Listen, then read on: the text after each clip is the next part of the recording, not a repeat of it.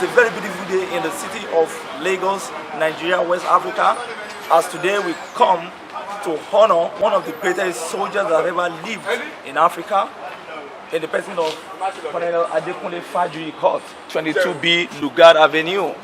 We are today happy to come and talk about the man, to talk to the man who has developed an estate, a real estate, in honor and in memory of this late Colonel Adekunle Fajuyi, who was one of the victims of the July 1966 counter coup that happened in Nigeria when the head of state of the time, General Aguiyi Ironsi, was assassinated. He was the only man that stood his ground, who stood and said he is going to die for his friend and for the general who is the head of state. Today, one man has decided to rename his court, his estate, after Colonel Adekunle Fajuyi. And today we are going to meet that man who has done that great work. Come with me as we go inside the very lovely place. Thank you. Yeah, this is the wonderful, lovely Colonel Adekunle Fajuyi Court in Ikoyi, Lagos.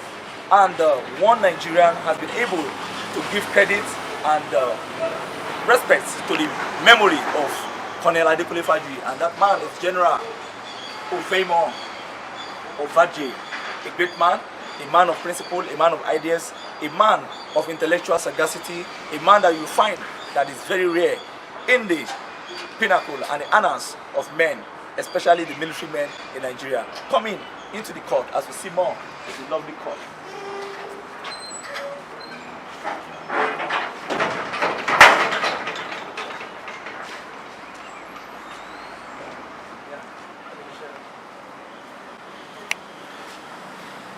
You will ask me, why did you name your compound after Adekunle Fajuyi? Yeah, we were surprised when we saw that. Yes. Yeah, when we saw that at the board, I said, why would you name it? He's my mentor because I never met him in life. Some people even think, because you asked me, who is this Ovadje, that maybe the money with which I built this compound must have been the money stolen by Adekunle Fajuyi that was in my custody.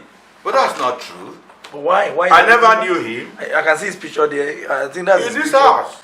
His picture is put almost everywhere. Yes, yeah. His picture is everywhere. The children know this place. I used to go to Ekiti to visit the widow. So why do you honor him so much? Because of his loyalty to the Nigerian He's from Ekiti. You are from Delta. I told you I've read so much about him because the way my father used to give me documents, bulletins, gazettes to read. So I knew and I loved him from childhood. He was the mentor. Never met him. But because of the way he died, he's a Yoruba man, but he died for an Igbo man. In Ibadan. Yes, on Iwo Road. Yeah. But today, can anybody die for you? I can tell you that your own blood relations may not even be able to die for you. If it comes to that, they will say, no, it is a mama born or suffer. They will deny you. Like Peter. But this man was so loyal to General Ironsi. Yes, General Aguiyi Ironsi. Yes. So I said, I must honor him. I made up this mind when I didn't know I would ever own a place like this. And so when God made it possible for me to own this property, I told God, if you allow me to finish this property, this estate I'm building, I will name this compound after a man that lived like you. That's Jesus like Christ, Jesus, yes. who died for the world. Jesus Christ is the only person we know who died for another person. He said, greater love than this, than a man should die for another one. Yeah, that was General Adekunle Fajuyi. That's right. Laid his life for another man, another tribe. Yes. And we know that the Yorubas and Igbos are not so friendly. so how did we get there? And then If he gave you up his life. He could have, some people could have betrayed him, just say, okay, hand him over to those who came for him. And get out. And go to their bed to sleep. But that night, he was making a case pleading that they should leave him, pleading. And what he demonstrated in the presence of those who came for his life, for the head of state's life, is something people cannot understand. Apart from pleading with them, when the former head of state was not ready to face them, he came out. He was dressed when Ironsi, Fajuyi went to the presidential lodge to see. He was already dressed. This was the time they had all gone to bed. He had changed his clothes. He knew what was going to happen to him. But like a bold, courageous, yes, a gallant soldier, he said, Francis, let me see them. I must meet them. So he took him to them. In the presence of these people who came for his guests' life, he told them, I'm an Ekiti man. We protect our visitors. We don't betray them. We don't sell them. We don't. He told them. He was very bold. We're talking of a man who was still very young. Very young. 40 years. Yep. Now, he turned to the head of state and said, as a mark of honor and my loyalty, he quoted it. It's on the internet. If you look for the biography of Fajuyi, you will see where he addressed the head of state in the presence of the who want to kill him. And said, whatever happens to you will happen to me first.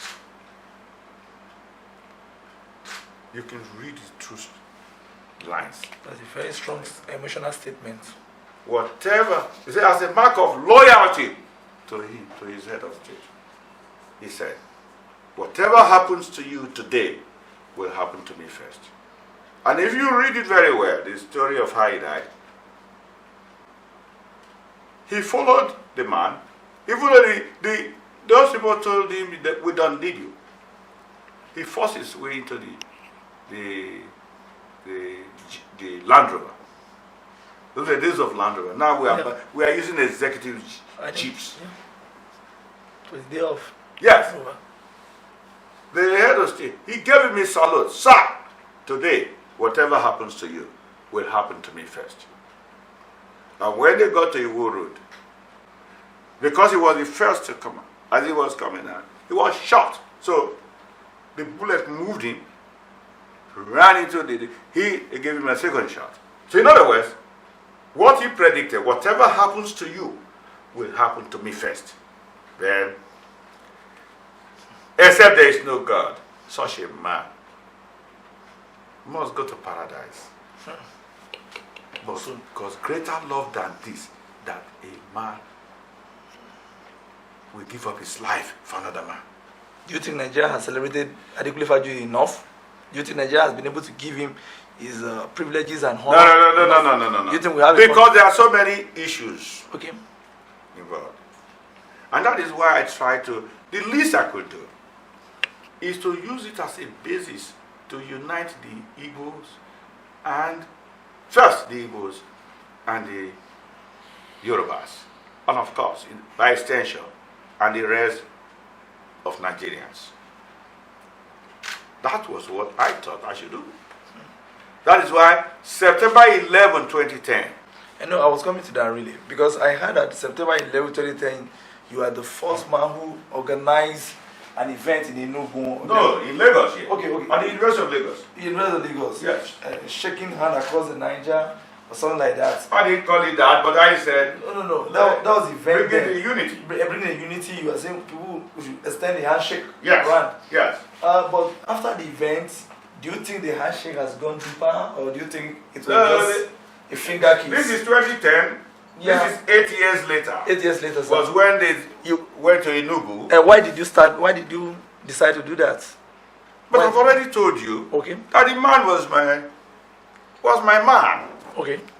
I never saw him eyeball to eyeball. Adekunle Fajuyi. Yes. But his spirit was attractive to me. attracted to me. And as a friend. And so, when I finish this house, because I pray to God that I will name this compound, you say, if you allow me to finish it, I will name it after a man who lived like you. And that's what Fajuyi did. And because the good Lord built this house for me. The man who told people that General will not be able to complete this property over his dead body. I tell you, when I finished this property, the same man called me to say that I will receive a distress call. And that when I receive the distress call, I should not help the people. You know where the distress call came from? Where from, where, sir? His house. Because he was the one who said over his dead body. So he was the Aman in your Mordecai's case. To build. Yes, Haman. Yeah, Aman in your Mordecai's case. So, exactly 7 days after he told me that, he collapsed and died. And his son called me. That was the distress call. And when I asked him, why are you disturbing me at 1 o'clock in the night? He said, are you General Ovadje? I said, yes. I said, what's the problem? He said, do you know the Reverend Dr. Ola Phillips? I said, yes. Any problem? I said, yes, sir. He is dead. Immediately he said he is dead, I just remembered that he said over his dead body, will I build this house? Another thing that happened was my builder, chief builder here. I don't know who went to him. Some people went to him, gave him sharp to dig in my compound. Jesus Christ. To cost me. What they wanted to cost me was a stroke. That's it. They wanted to cost me a stroke. You can see it's improving now, it's great. But if you look at this hand and you look at this hand, they're not the same. Yes. This is full. Yeah, yes. That one is half. Yes. That one is full. Yes. It cost me a stroke. So I thought I had a stroke. I didn't want to get up. I said, oh, I must have gotten a stroke. And the good Lord cast sleep on me, and I slept off. When I woke up, I forgot what happened to me. Yeah, that time. I just got up, went to have my bath. While having my bath was when I remember, I said, but I thought I had a stroke. Then I started doing my hands like this. I thought I had a stroke. I did this. I did this.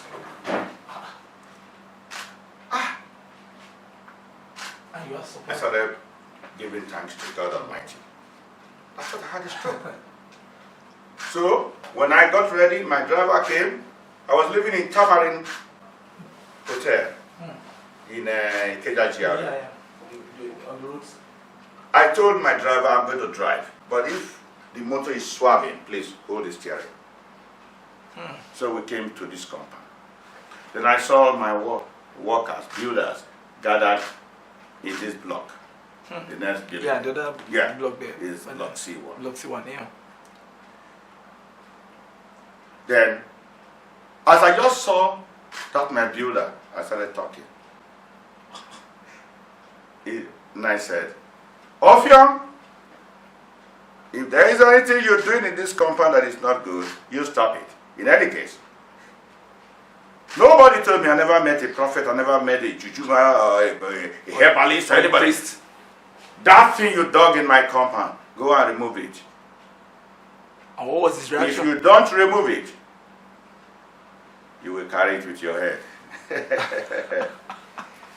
So I went out with another of the engineers on my side.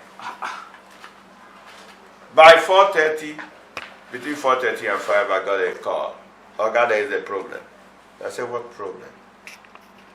Sir, there is a problem. What is the problem? Said, the engineer don't fall. Because it's a high rise. I thought he fell from the top. They said, no, he was walking out after the day's job. By the gate, he just collapsed, as if somebody pushed him. And if he did not only fall, it was as if somebody was dragging him Are you getting my point? I'm getting it. Very interesting. Then I said, when they called me, I said, take him to the hospital before he dies. They took him to the hospital. The doctor told me, sir, I was examining him when he died. And I closed my eyes. The spirit said I should go and buy a coffin and bury my enemy. That was a victorious one, sir. I went to buy the coffin. The coffin seller dashed me the coffin. And this what kind of miracle is that? When I told him my story, they gave me, I didn't pay money for the coffin. And I took it. I went to charter cross country, the vehicle that goes to Calabar and Akwa Ibom. Where your film came from? And I told all the Calabar people that were working here, go for the burial. So they all went. I gave them the money that I'm owing him, that I'm supposed to pay him, calculated it. Give this to his wife, not his brother, because it's the wife who is going to carry the responsibilities now. They took it there. So, that is a mystery. These issues. If I tell people that 3 people had to die here for me to build my house. Because of their inconsistency? No, wickedness. Wickedness. The wicked heartlessness. Yes. They meant evil. The first builders that came here, I sacked them. The 3 contractors. You know what they were doing? What, sir? They were going to give me a weak foundation by burying the stumps of trees in the foundation. If those stumps were to decay, they create a vacuum, and the building will shift. Yes, we shift and it will collapse. Collapse. That is what happens to many of the properties that collapse. So how were you able to catch them? How did you discover them? That is your Ovadje. I just had, my spirit just told me to, showed me what to wash. And I saw those things. And asked me not to even confront them. I didn't confront them. Until the day they were going to pour the granite, the concrete. So after they poured the concrete, the first layer, which meant that that is what they wanted. There is not a mistake, it's deliberate. Then the soldiers were still very much here with me. Yeah. They were aware of all these things. So as I gave them a sign, I just ask them to excavate the concrete. Let's see what is on the ground. You are burying wood. They said, no. Okay, get the shovel. They brought it, come and see. I have the picture and the video of it. I gave them, is it 2 hours or 1 hour to leave this compound, pack their load, and then they are sacked. You could have let them do some frog jumps. And the soldier said, no. Oga said, well, now, all of you move out. Pack out of this compound. That's how they left the compound. That's how they left the compound. And then the spirit told me not to employ anybody from Lagos. So nobody in Lagos, apart from a few casual people that came around, worked in this place. So how did you get those? They got me workers from Calabar. This was before the man who died. Yeah. Okay. Misbehaved. They got me workers from Ekiti State, Ibadan, and Ghana, and Cotonou. And they all came and stayed here. They were not closing and going home. Concentrated. They were building night and day. I will finish this house. They were building. Until we finish this house. Where did you get those spirits? I mean, how did you dictate evil around you? Because a whole lot of people don't have that. You know, I told you, my mother said, this is your mouth, this is your bad mouth. Although I don't have a bad mouth. Maybe you're a prophet. I don't know. Well, today I think you've been able to hear a very big story, a very scintillating story, an inspiring story. How can one man just come out and say, hey, I'm going to die for my neighbor? Why should a man sacrifice his soul for another man? It was only Jesus Christ our Lord that was able to do that in the Bible times. Until today we honor Jesus for that great sacrifice. He died for the world, he died for humanity. But in the case of Colonel Adekunle Fajuyi, he died for his neighbor, he died for his boss. That is General Aguiyi Ironsi. And you heard from General Oviemo Ovadje on the story of Colonel Adekunle Fajuyi. And to also cap it all, General Oviemo Ovadje is from Niger Delta, in a different part of Nigeria, honoring General late Colonel Adekunle Fajuyi, who is from Ekiti, from southwestern Nigeria. The story is not just the end. I think you could take it from there. You could start loving your neighbor. You could start sacrificing for your neighbor, and the love will go around in Nigeria. We are in the campaign of unity. Keep watching the program. Thank you.